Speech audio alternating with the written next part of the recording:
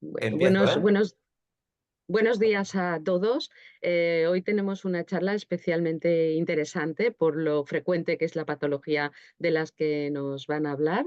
Y tenemos también la suerte de contar con Alfredo Jimeno, que nos va a dar esta charla.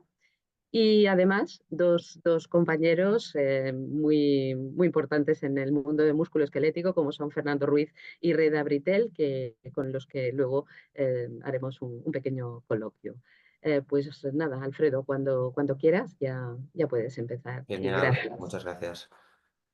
Bueno, primero de todo, quería dar las gracias a Salva por invitarme y darme la oportunidad de hacer esta sesión y de poder tener este coloquio pues, con estos grandes expertos también. Vale, voy a compartir. A ver, segundo.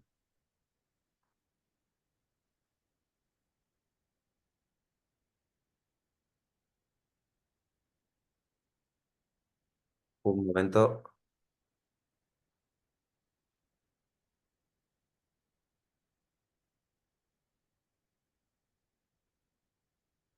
Ahora, vale.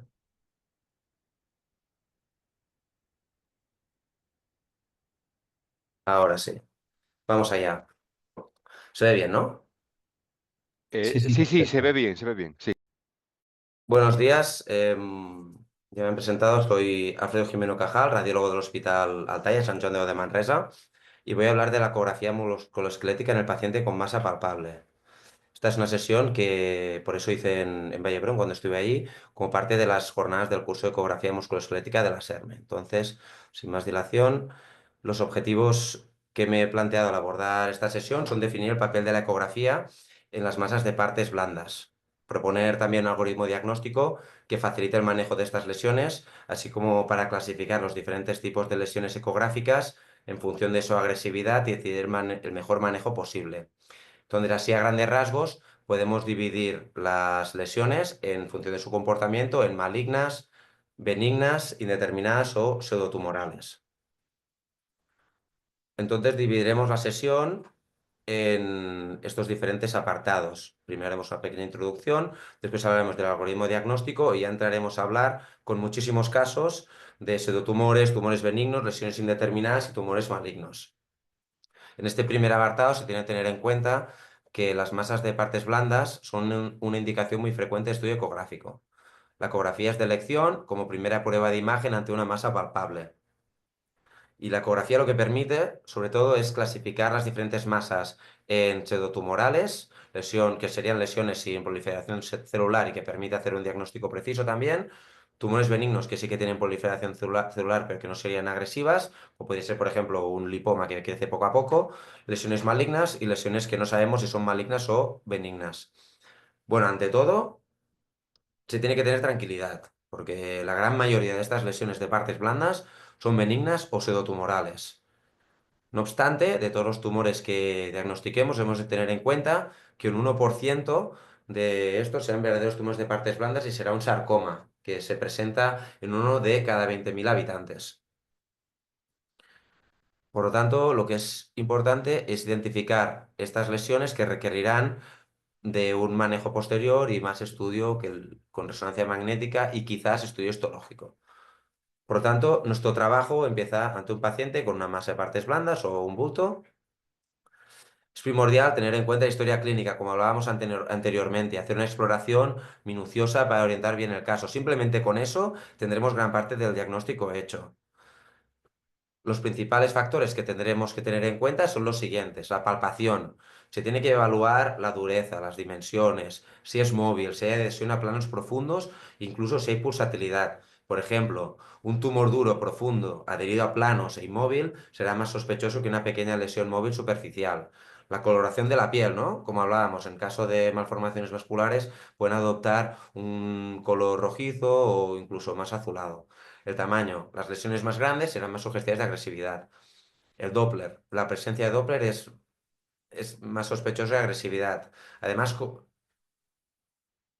además, ¿cómo es este Doppler? Si es un Doppler desorganizado, si es un Doppler, si es un pequeño foco, únicamente lineal.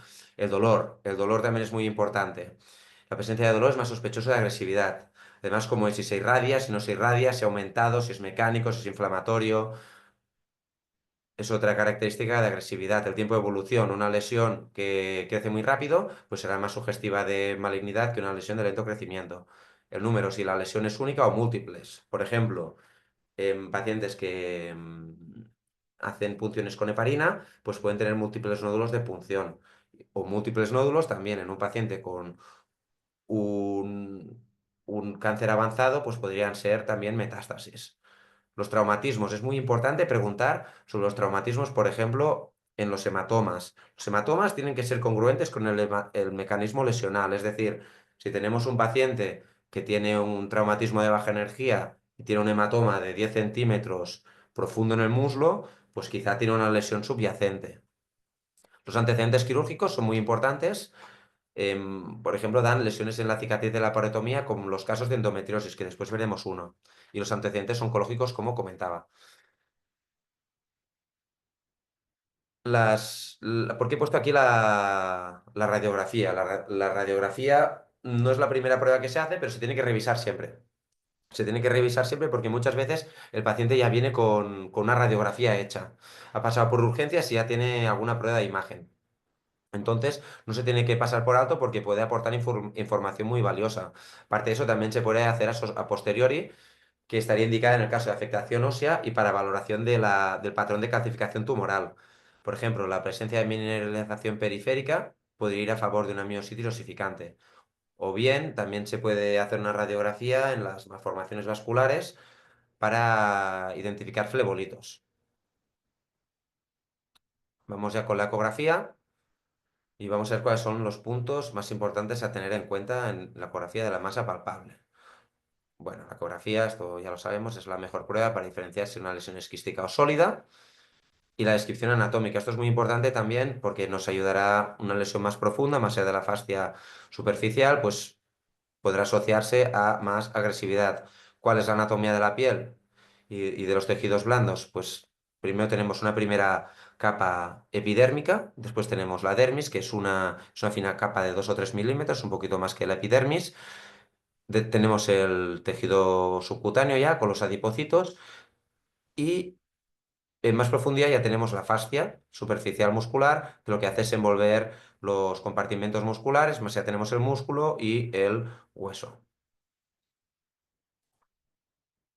Relación con vasos, nervios, articulaciones y huesos, esto lo comentábamos antes, también es muy importante. Aquí tenemos un tumor de la vaina del nervio periférico, tenemos esta lesión fusiforme con un álogo hipoecogénico, con un centro más hiperecogénico y que tiene este hallazgo, que este hallazgo es la clave.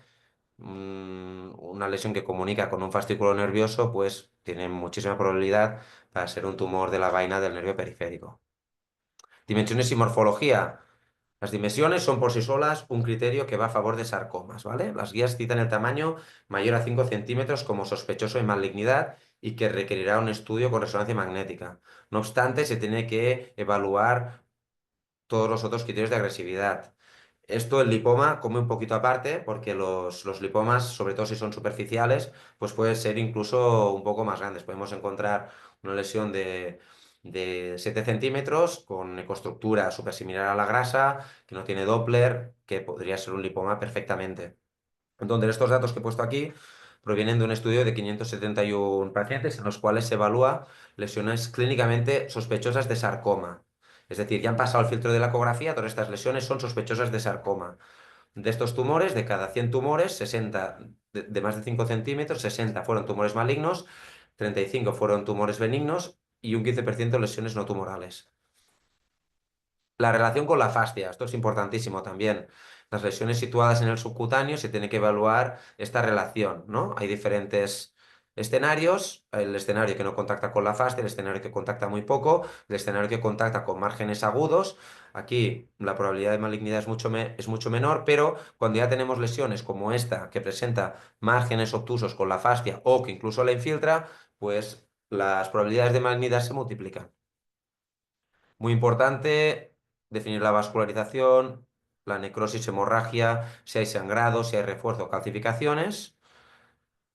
Aquí tenemos el caso de un típico lipoma, ¿de acuerdo? Es una lesión encapsulada, superficial, que tiene estructura similar a la grasa, pero que en el estudio Doppler presenta un foquito de Doppler. Bueno, tampoco se tiene que ser alarmista. Si es un señal de Doppler lineal, una señal única, que tiene un registro venoso, pues puede ser que se trate de un capilar que ha proliferado un poco más dentro del lipoma. En este caso fue un angiolipoma. Lo que sí que nos tendría que preocupar serían pues lesiones más de este tipo, ¿no? Lesiones con un Doppler más desorganizado, con múltiples vasos, con presencia de shunt, incluso con picos sistólicos. Esto lo que traduce es que puede haber neoangiogénesis tumoral.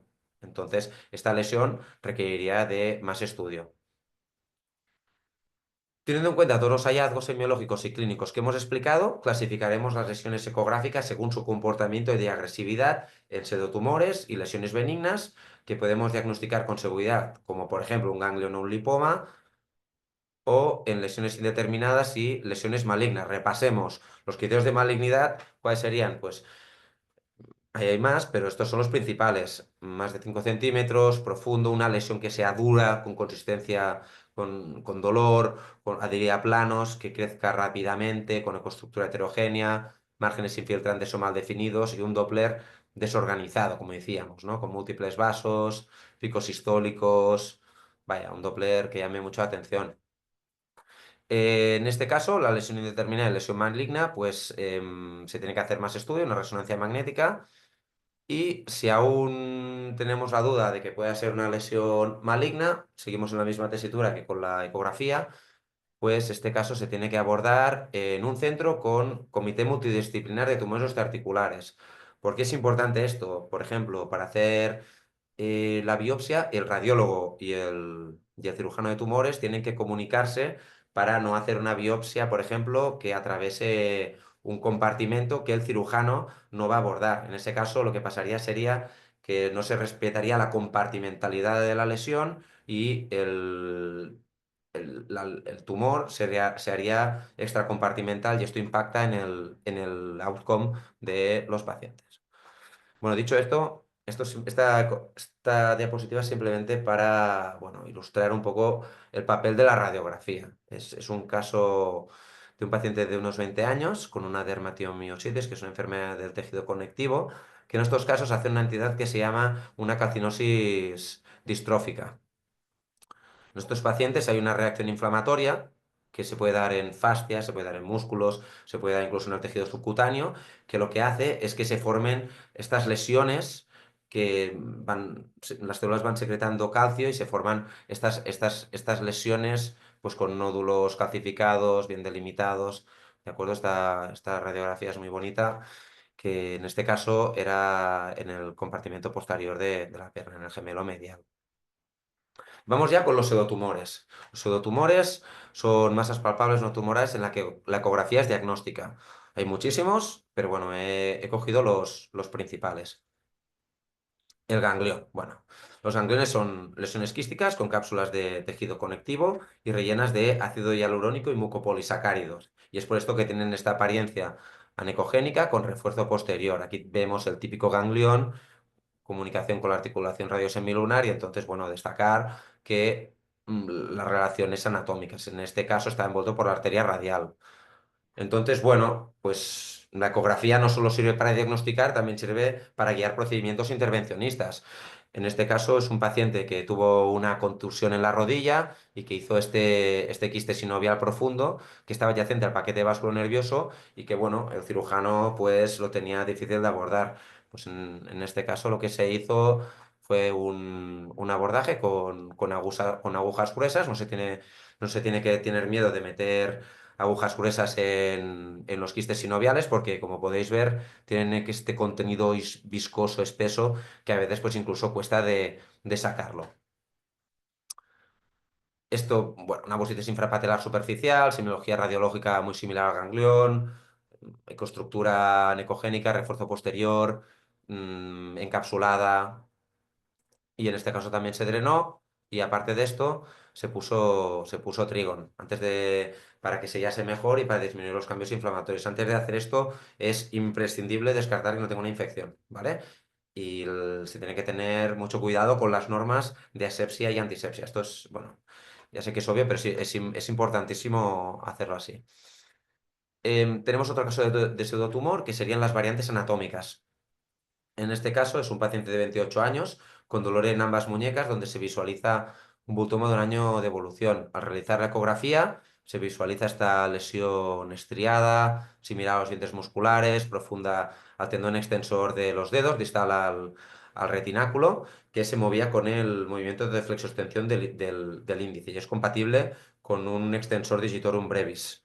Aquí tenemos otra lesión, el palmar largo invertido, que esto no es un músculo accesorio, sino es una distribución anómala musculotendinosa del palmar largo. Vamos a explicar esto. Normalmente el palmar largo se origina en la epitróclea y tiene un vientre muscular proximal que da un tendón largo que se inserta a forma de abanico en la aponeurosis palmar. En cambio, el palmar largo invertido, el músculo se encuentra más distal con un tendón proximal que se inserta en la aponeurosis. Entonces aquí lo que vemos es adyacente a la porción distal del compartimento flexor, esta estructura que se movía también con los movimientos de flexo-extensión. Los quistes dermoepidérmicos son lesiones superficiales de la piel, en concreto de la dermis y la epidermis. Los más típicos, el quiste epidermoide y el pilomatrixoma, con el que se tiene que hacer el diagnóstico diferencial. Y después a nivel subungueal y periungueal, perdón, habría el quiste mixoide, que se trata de un ganglión superficial que protruye sobre la piel y es adyacente, como comentaba, la articulación interfalángica distal. Entonces, vamos a diferenciar el quiste epidermoide del pilomatrixoma. El primer caso es un quiste epidermoide, se trata de lesiones superficiales, duras y móviles, que se deben a la obstrucción de un folículo piloso, que se empieza a dilatar, esto no siempre se ve, pero en este caso sí.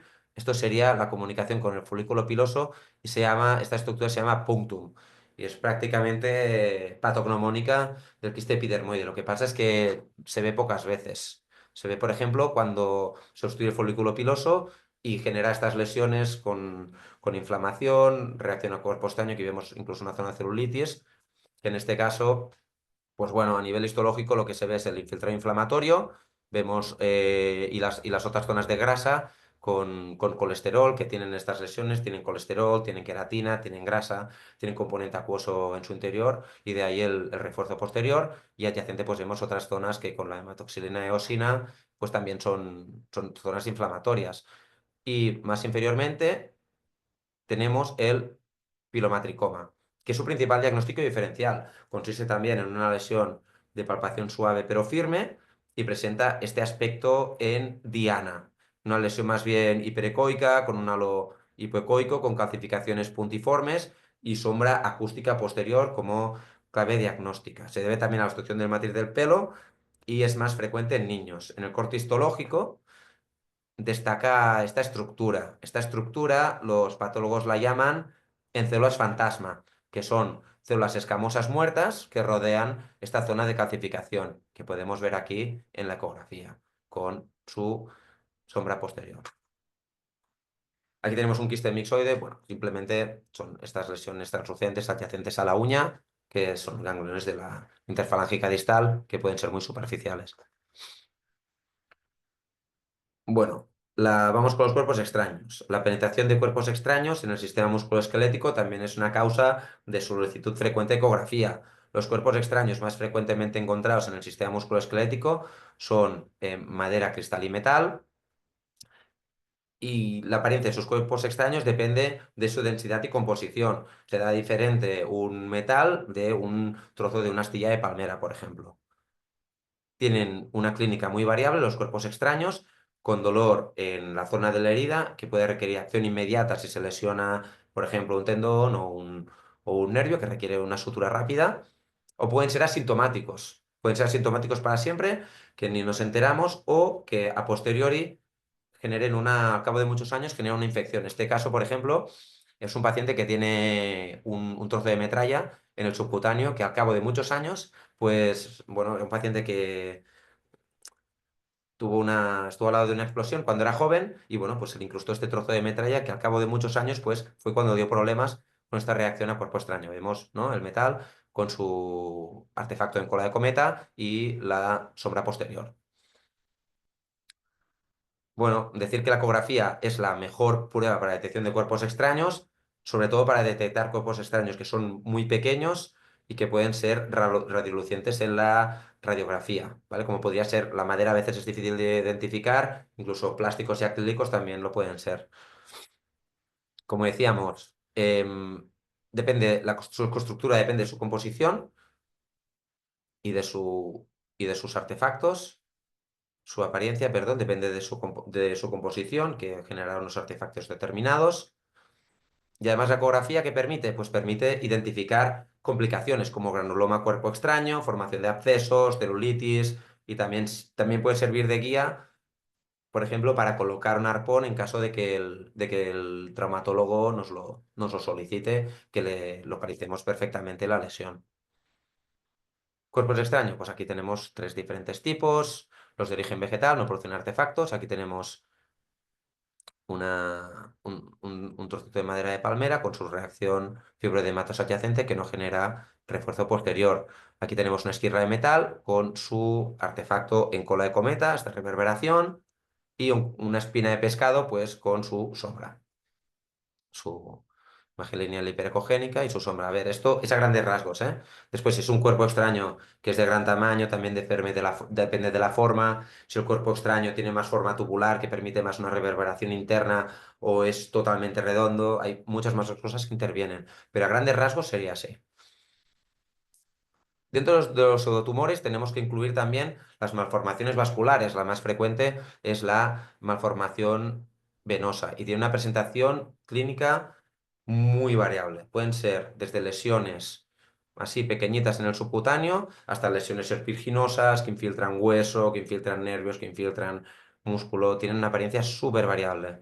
En este ejemplo vemos el caso de un paciente con una lesión en el tejido subcutáneo de la pierna, en la cual vemos una lesión bien definida, con ecos internos, así como que pequeñas áreas de señal Doppler que aumentaban un poquito con el Valsalva, con un Doppler con señal venosa.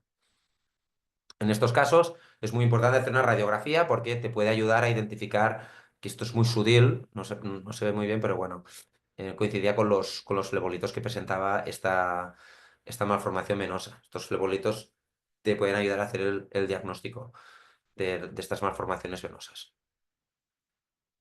Aquí tenemos un caso, a ver, un segundo, que aquí tenemos el vídeo. Vale. Las hernias musculares también es otra causa de pseudotumor. En este caso, lo que tenemos es un paciente que tuvo un accidente y aquí lo que vemos es una cicatriz y cuando el paciente va haciendo la flexoextensión del músculo, ¿veis? A ver si sale. ¿Veis sale este bulto al hacer la flexoextensión? Y entonces, ¿qué pasó? Pues que al hacer la cirugía se generó un orificio en el compartimento flexor del antebrazo por el cual protuía esta hernia muscular. Aquí, bueno, lo de la anamnesis, el diagnóstico viene prácticamente hecho, ¿no? La ecografía básicamente es para identificar si la hernia muscular es más profunda, si es más superficial, identificar de cuánto es el orificio y darle como algunas coordenadas, digamos, al traumatólogo para que vaya súper dirigido a poder operar esta hernia muscular en caso de que sea muy sintomática. Los neuromas postraumáticos, un neuroma es simplemente un proceso de reparación sin éxito del extremo distal de un nervio seccionado que durante su reparación no ha conseguido reparar su continuidad. Entonces tenemos la sección del nervio, este proceso de reparación, hay una discontinuidad nerviosa que alcanza su tamaño máximo al año y lo que vemos pues, son estas lesiones fusiformes que pueden tener un poquito de doble periférico, son un poquito más anecoicas en su periferia y que comunican con un fascículo nervioso. La clínica también aquí, importantísima, vamos súper dirigidos, normalmente son masas con dolor y signo de Tinel positivo, con pacientes con historia de traumatismo o cirugía, como el caso que hemos visto antes de la hernia muscular, pero en este caso se seccionó un nervio y no una sección de la fascia superficial. Vamos allá. Este es un caso que me gusta bastante. Es un caso de un paciente con un leiomiosarcoma operado que se operó con con márgenes negativos, pero en la resonancia magnética veíamos esto. Entonces, he puesto estos cortes de estas imágenes de resonancia magnética porque esto era el comportamiento de la lesión durante la lesión principal antes de ser operada. Vemos que tiene un comportamiento con una pendiente primer paso pronunciada e incluso con un poquito de lavado típico de lesiones con mucha neogénesis tumoral y que son pues agresivas. Entonces, a la recidiva vimos esta pequeña lesión que tenía una captación pues con una pendiente de primer paso muy poco pronunciada y con una captación progresiva sin lavado. Entonces, esto pues no acabamos de pensar que fuera exactamente una recidiva. Lo que pensábamos que era un neuroma, pero no podíamos ver la comunicación con el nervio. Entonces es uno de estos casos que recitamos para ver con la ecografía, para intentar identificar la comunicación con algún nervio. Entonces este sería un corte en eje corto, donde veríamos esta lesión fusiforme y aquí podemos ver la comunicación con el nervio femorocutáneo lateral. ¿Qué pasó durante la cirugía? Pues que se seccionó este nervio durante el abordaje y que teníamos pues esta lesión que la ecografía pues, nos ayudó con este hallazgo, ¿no? A diagnosticarla de neuroma. Los hematomas, bueno, los hematomas, sobre todo lo que decía, ¿no? Los hematomas tienen que ser congruentes con el episodio traumático. Es decir, un paciente que tiene un golpecito y después sale un hematoma muy grande y profundo, pues ahí tenemos que sospechar o de una coagulopatía o de que haya un tumor subyacente o alguna malformación, donde sobre todo lo que es importante por ecografía es descartar que no haya señal Doppler en su interior, que no hayan componentes sólidos. Y aquí también lo que quería ilustrar son, bueno, la diferente apariencia de los hematomas a medida que va pasando el tiempo. Cuando es un agudo, tiene muchas superficies hiperreflectantes por, porque está coagulado y a medida que se va licuando, pues va adoptando una morfología más fusiforme y anecogénica. En este caso, por ejemplo, yo no me quedaría tranquilo porque este hematoma tan grande pues puede hacer una cicatriz muy aparatosa. Entonces yo creo que se tiene que ser proactivo y intentar drenar estos hematomas. Hay diferentes escuelas para drenar los hematomas. Se puede poner un pigtail y después dejar que eso vaya drenando, o si no, en mi experiencia, drenarlo varias veces con agujas gruesas, poniendo uroquinasa. Este procedimiento se puede repetir varias veces hasta que se haya reabsorbido el hematoma y muy importante la compresión y el reposo también.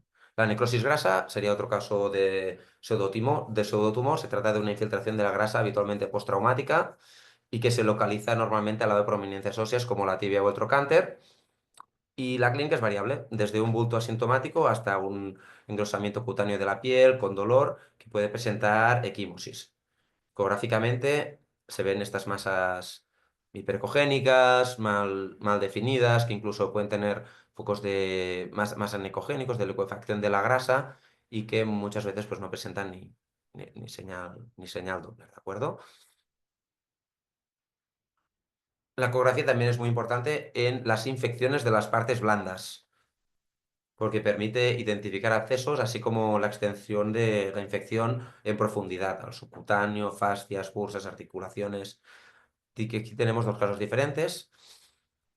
En la izquierda tenemos un caso de un paciente de 78 años que después de un desviamiento de rodilla por artritis séptica vuelve con derrame articular y tiene esta colección subcutánea con prolongaciones digitiformes en profundidad. Aquí lo vemos por TAC. Esta imagen correspondería a este absceso ecográfico. Y en el caso de la derecha tenemos un paciente de 41 años con celulitis tras mordedura de gato que tenía dificultad para extender la mano. Vemos una colección laminar que incluso, bueno, con zonas de tenosinovitis y con señal Doppler periférica. Otra lesión pseudotumoral es la adenopatía. En este caso es una paciente de 23 años que acude a urgencias, que presenta un bulto de aparición reciente en los últimos 15 días, que crece muy rápido, que bueno, puedes incluso asustar un poco de que esa lesión sea agresiva, ¿no? Con la historia. Entonces, al realizar la ecografía en el tejido subcutáneo es lo que vemos esta lesión nodular, hipoecoica, con hilio central, muy vascularizado al Doppler, compatible con una adenopatía inflamatoria tumoral. Al hacer la historia, al preguntarle a la paciente, Pues bueno, vimos que tenía todos estos arañazos en la mano y este es un caso de enfermedad por arañazo de gato. La enfermedad por arañazo de gato es una de las causas más frecuentes de adenopatía regional en niños y adultos. Y bueno, así como curiosidad, es producida por la Bartonella hanselae. Vamos ya, dejamos los pseudotumores, todas estas lesiones que se podían diagnosticar por ecografía, y vamos a los tumores benignos. El primero, el lipoma. Hemos visto muchísimos en las consultas. Bueno, ya hemos visto dos ejemplos, son estas lesiones encapsuladas, con ecoestructura similar a la grasa adyacente, que tienen pequeñas zonas más hiperecogénicas que corresponderían a los pequeños septos fibroadiposos, y que en el caso del angiolipoma, como hemos visto anteriormente, si tiene un foquito de señal Doppler, pues bueno, tranquilidad, si es solo uno y no es desorganizado ni nada, pues podría ser un angiolipoma. Siguiendo con, bueno, la clasificación de la OMS, aquí tenemos casos de fibromatosis, hemos visto un caso de tumor de estirpe adiposa, vamos con un caso de un tumor fibroso, para ver un poquito tumores de diferente estirpe. Dentro de los tumores fibrosos, los más frecuentes son las fibromatosis superficiales. Se tratan de tumores de agresividad intermedia. O sea, no son tumores que metastaticen, ni son tumores que tengan un potencial maligno muy agresivo, pero que sí que son tumores que se les llama de agresividad intermedia, pues porque pueden dar estas contracturas en flexión y que pueden generar problemas, ¿de acuerdo? Entonces son simplemente las fibromatosis superficiales, son tumores que son una proliferación celular fibroblástica con importante cantidad de colágeno, que lo que hacen, envían estos tumores unas prolongaciones de colágeno que a través de la aponeurosis palmar y la fascia plantar, que lo que hacen es generar estas contracturas en flexión. En esta diapositiva lo que quería ilustrar es que en estas superficies irregulares lo recomendable es poner mucho gel para permitir la transmisibilidad de los ultrasonidos a través del mismo y poder ver estos nódulos adyacentes a los tendones y las aponeurosis, ¿vale? Y aquí tenemos un caso de una fibromatosis plantar, ¿de acuerdo? Esta lesión en el medio de la fascia plantar. El tumor de células gigantes de la vaina tendinosa es la segunda es la lesión expansiva más frecuente de la mano. Ecográficamente se ve como una lesión hipocogénica, sólida, indolora, de crecimiento lento, que se localiza en la cara volar de los dedos y menos frecuente en la dorsal y se observase en escasos casos Doppler en su interior. El osteofibroma, esta es una lesión que tiene, bueno, en este caso se puede ver bastante bien la correlación histopatológica con la ecografía. El osteofibroma se trata, ahora lo explicaré, se trata de un tumor localizado en el espacio infraescapular entre el dorsal ancho y los serratos. Es más frecuente en mujeres mayores de 55 años y pacientes con trabajo manual, que es fruto de la irratación subescapular. Para realizar ecografía es importante hacer esta posición con abducción y rotación interna, que lo que hace es pues, que salga un poquito el osteofibroma. Entonces lo que tenemos son estas lesiones fusiformes, con estructura similar al músculo, que tienen diferentes interfases, algunas de ellas que son más hiperecogénicas, que bueno, en la literatura se describe que estas interfaces más hiperecogénicas podrían corresponder a septos fibrosos, entre medios de zonas más hipocogénicas, que son algunas zonas de grasa y que dan esta apariencia alternando las zonas de colágeno, un poco de grasa, colágeno, grasa, un poquito. Pues son tumores muy típicos de esta zona. Los tumores benignos de la barrera del nervio periférico, ya hemos visto varios, sobre todo, súper importante, la comunicación con el fascículo nervioso y destacar, sobre todo, que la ecografía pues, es muy útil en lesiones de partes blandas, en lesiones pequeñas, perdón, porque tiene muchísima más resolución que la resonancia magnética. Y, por ejemplo, con el caso que hemos visto antes, que era un neuroma, no era un tumor benigno de la vaina del nervio periférico como tal, pero que se veía esta comunicación con el nervio. Entonces tienen esta apariencia homogénea, pueden tener un poco de halo hipocogénico con refuerzo posterior. Además, sobre todo destacar el signo de Tinel, que es que nos orientará mucho a este tipo de lesiones. Y a modo de curiosidad, bueno, esto es una tinción con inmunohistoquímica con S100 que tiñe las estructuras nerviosas y para a los anatomopatólogos esto ya los hace clasificarlo como lesión de origen nervioso. Como criterios, vamos ya a las lesiones indeterminadas. Vamos a repasar primero un momentito los criterios de malignidad, que serían todos estos, ¿de acuerdo? Y las lesiones indeterminadas, pues son lesiones que, bueno, que nos pueden traer problemas porque tienen algunos de estos signos y otros no. Entonces, son lesiones en las que la ecografía es suficiente y no sabemos muy bien cómo, pues, cómo diagnosticarlo solo con la ecografía y que se requiere de realizar una resonancia magnética y en caso de que persista la duda, pues una biopsia. Aquí tenemos dos ejemplos. En la derecha vemos una lesión superficial, de 5 centímetros, dolorosa, con refuerzo posterior en un paciente joven que podría tratarse perfectamente de una fascitis nodular, no obstante, ante los criterios de agresividad, ¿no? Presenta Doppler, es una lesión muy irregular, pues se biopsió y resultó siendo un liposarcoma mixoide. Y esta lesión que a priori podría parecer mucho más un sarcoma, ¿no? Con estas zonas que podrían parecer de un centro quístico necrótico, altas zonas de captación, que bueno, no presentaba Doppler, al biopsiarlo pues fue esta entidad que es bastante rara, que es una enfermedad asociada a IgG4 que puede dar estos nódulos superficiales. Otro caso es la endometriosis. Aquí tenemos en la endometriosis es muy importante hacer una buena anamnesis, ¿de acuerdo?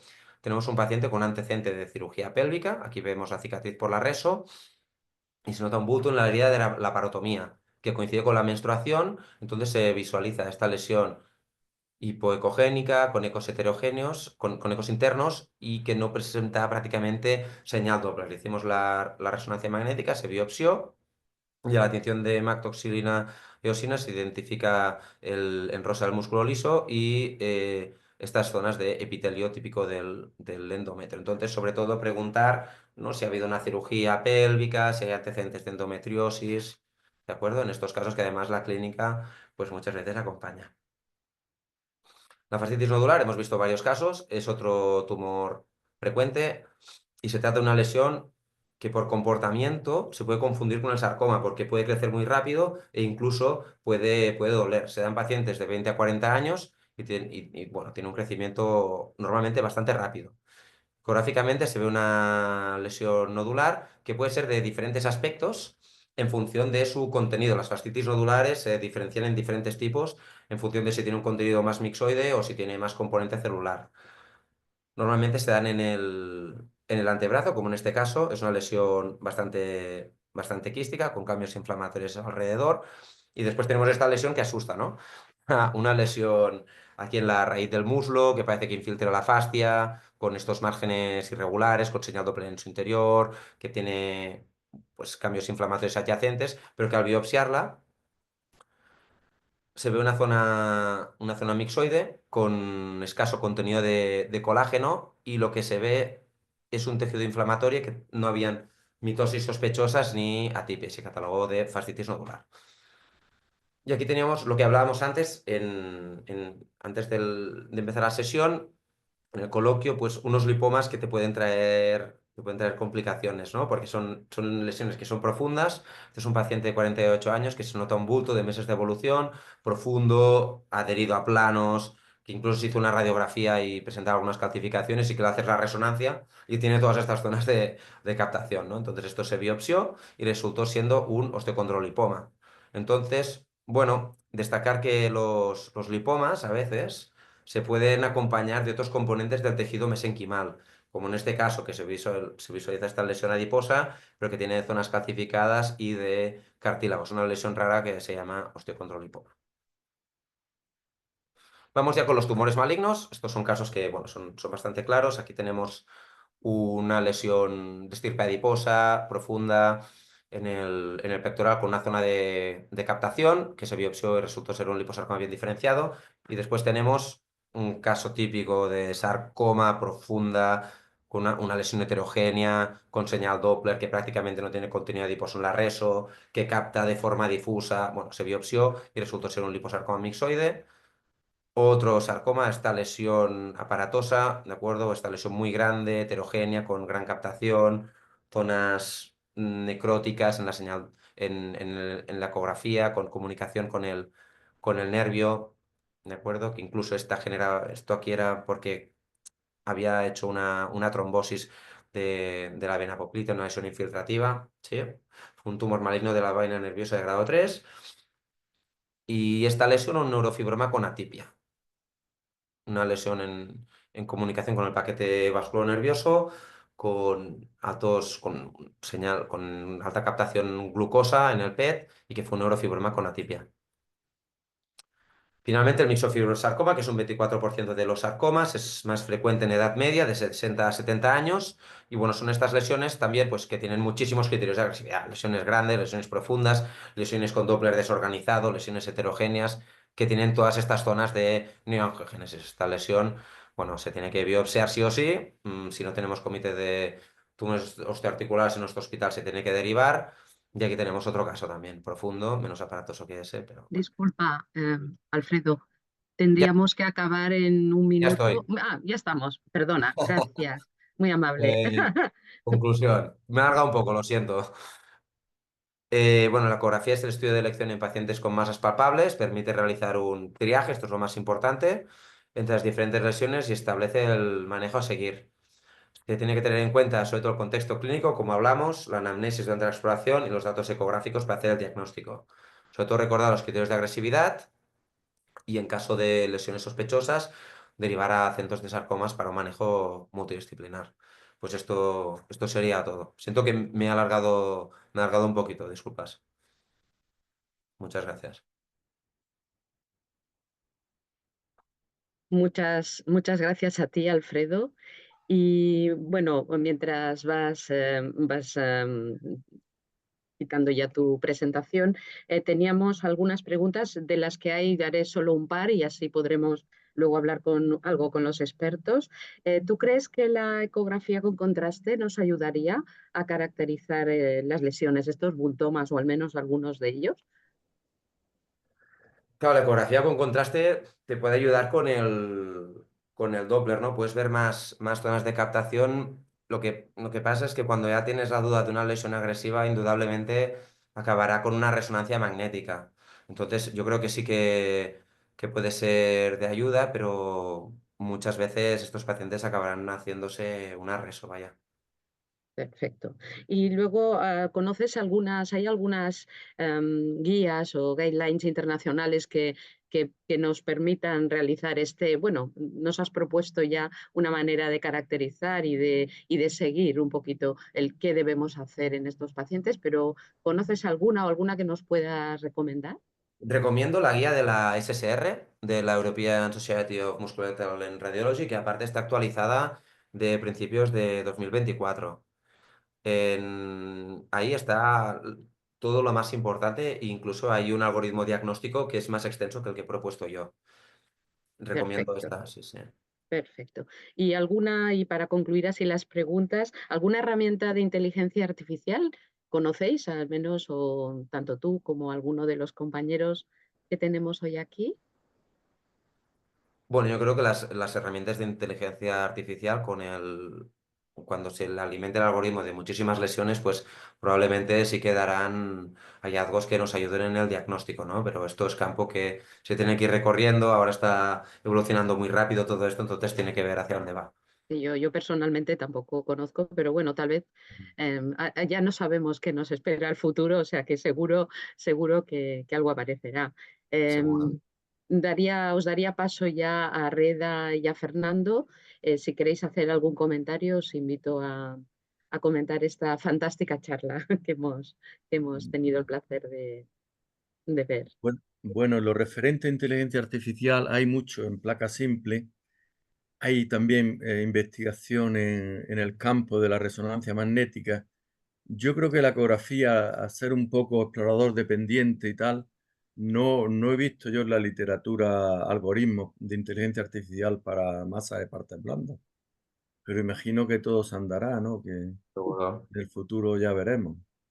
Y en general la charla me ha parecido bien, se ha enfocado en que la ecografía es una herramienta útil, en primer caso para descartar pseudotumores, identificar con claridad lo que son lesiones quísticas, los gangliones, quistes sinoviales, o incluso tumores que se pueden caracterizar como el tumor neurogénico, que depende del nervio, que ahí casi el diagnóstico es casi seguro.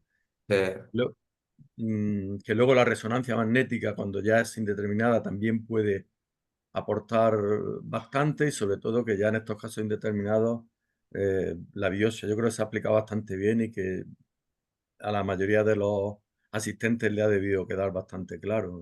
En general, felicitar al ponente por la charla.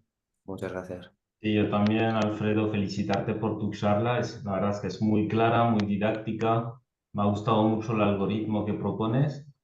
Y nada, por hacerte una pregunta y también a Fernando y a Monse, ¿qué te parece, bueno, por el alto volumen de todas estas ecografías que recibimos, pues delegar esta ecografía inicial a los técnicos? Qué tal lo ves? Si lo ves factible en un futuro, ¿qué opinas de este tema? ¿Contesto yo primero? Sí, Y ahí, sí, por favor, Alfredo. Vale. Bueno, yo, como comentaba Fernando, la ecografía es súper operador dependiente. Para mi gusto, yo creo que es la prueba radiológica que es más operador dependiente de la que disponemos. Entonces, bueno, esto es lo de siempre. Si el técnico tiene pues muchas horas y confías en él y habéis visto casos juntos y ya sabes que te lo va a hacer de una determinada forma, entonces adelante. En principio son estos criterios que hemos comentado: tamaño, profundidad, Doppler, ¿no? Es muy sistemático al final lo que se tiene que hacer, ¿no? Entonces, si el técnico está bien entrenado, pues ¿por qué no? Sí, eh, nosotros que ya sabéis que en el Hospital Clínic trabajamos con técnicos, tenemos unos técnicos excelentes y que hacen exploraciones de hombro, etcétera. Sí que lo que son las tumoraciones las programamos no cuando están ellos solos, sino siempre con médico. Lo que pasa es que ellos inician la exploración, la hacen ellos, la verdad es que siempre preguntan, miran, incluso cuando vienen a comentarte lo que están viendo, te dicen, sí, tiene un bultito de color azul y mm, bueno, o le duele, ya se saben un poquito incluso en la anamnesis, pero sí que en estos casos siempre los radiólogos estamos allí, ¿eh? Un poquito, pues esto, porque a veces hay algún tip bueno, que tienes que controlar tú. Esta es nuestra impresión, ¿no? No sé. efectivamente, yo conozco, estuve en el Clinic hace muchos años y Sí. conocí a algunos técnicos maravillosos en ecografía. Es decir, que los técnicos pueden aprenderlo. De hecho, en los países anglosajones es una cosa habitual, ¿no? Que está en América, donde el técnico lo hace y le informa al radiólogo, lo que lo veo un poco más problemático, y está en Inglaterra, donde lo hace el técnico y le informa al técnico, ¿no? Y cuando ve alguna cosa ya más complicada, o sea, él mismo recomienda que esto lo vea el especialista, ¿no? El problema que tenemos en nuestro país es también que los técnicos, en la formación de técnicos, 2 años, ¿no? Entonces eso es un gran Mm. hándicap. Efectivamente, habría que empezar cambiando eso y yo creo que en el futuro debería normalizarse, sobre todo porque hay una escasez de profesionales médicos. Si tú tienes profesionales que lo has formado perfectamente y articulaciones como el hombro, la rodilla, cualquier articulación te la pueden hacer estudiar de forma estandarizada, yo creo que no va a pasar nada, sobre todo cuando si en ese hombro, en esa rodilla se va luego a tomar otra decisión, tenemos otra técnica como la resonancia magnética que ya no depende de... Pero en nuestro país eso es mucho por andar y solo algunos valientes técnicos que se han interesado en formarse pues ofrecen garantía. Pero lo suyo es que eso se normalizara, sobre todo incrementando los años de formación de los técnicos, ¿no? Importantísimo, sí, sí. No, además la formación de estos técnicos, en nuestro caso, requiere mucha implicación por parte del técnico, tienen que estudiar un montón, y por parte del radiólogo, porque bueno, realmente son muchas horas. De hecho, consideramos que son 2 años de formación para tener, bueno, para ganar la confianza del radiólogo. Ya veis que en algunas exploraciones, ¿eh? No en todas. Debería ser de todas formas una colaboración hospital-universidad, o sea, que hubiera Sí. una colaboración más estrecha, de modo que incluso el hospital que fuera a contratar a esos técnicos se preocupara de que se formaran en la universidad y que hicieran las prácticas que requieren, incluso tutorizadas durante un tiempo, para Sí, poder sí, ya darles vía libre, ¿no? Pero eso tenía que estar institucionalizado y no ser una cosa que dependa de la iniciativa personal de por cada... supuesto, sí, sí. Pues nada, Salva, Sí, el jefe. nada, nada, simplemente daros las gracias a todos. Monse, me ha gustado mucho todos tus comentarios y también muchas gracias Reda Brittel y Fernando Ruiz, estupendos vuestras aportaciones como expertos y Alfredo, muy bien, muy clara, muy didáctica. Yo creo que nos has remarcado muy bien no solo la importancia de hacer una análisis clínica y una exploración, sino sobre todo un poco tu propuesta de criterios de agresividad. Yo creo que es una charla para volver a mirársela y consultarla. No sé si quieres añadir algún mensaje final para la audiencia, Freddy. Bueno, básicamente que quede claro esto que la ecografía sirve como un triaje y que no infravalorar estas lesiones de partes blandas, que no se queden en el sistema informático, intentar programarlas rápido y bueno, básicamente eso, lo que has dicho tú también, los criterios de agresividad. Perfecto. Muy bien, pues muchas gracias, Freddy. Contaremos contigo para más sesiones. Simplemente recordaros que mañana tenemos una sesión del doctor Gorka Arenaza de Donosti que nos va a hablar de análisis de casos con traumatismo esplénico. Estáis todos invitados, que tengáis un gran día. Gracias, Freddy, gracias, Monse, gracias, Reda, y gracias, Fernando y Dani. Que tengáis un gran día. Muchas gracias. Buenos Bien, días y Un saludo. gracias. Un abrazo. Adiós.